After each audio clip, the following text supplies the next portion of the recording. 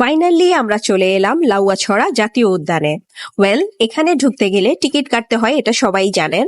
তারপরও আমি সবার সুবিধার্থে জানিয়ে দিচ্ছি যে এখানে ঢুকতে গেলে প্রাপ্তবয়স্কদের জন্য জনপ্রতি টিকিট হচ্ছে 50 টাকা, অপ্রাপ্তবয়স্ক কিংবা স্টুডেন্টদের জন্য হচ্ছে 20 টাকা, বিদেশি পর্যটকদের জন্য হচ্ছে 500 টাকা, আর ছোট গাড়ি যদি পার্কিং করতে চান সেক্ষেত্রে 30 টাকা, এবং বড় গাড়ি হচ্ছে 105 টাকা, ভ্যাট সহ মনে হয় আর একটু বেশি হতে পারে।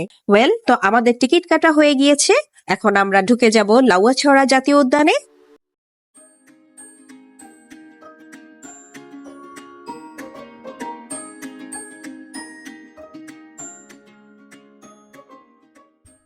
গেট দিয়ে ঢোকার পরেই প্রথমেই আপনাদেরকে সব থেকে যে জিনিসটা বেশি অ্যাট্রাক্ট করবে সেটা হচ্ছে এই বনের শব্দ।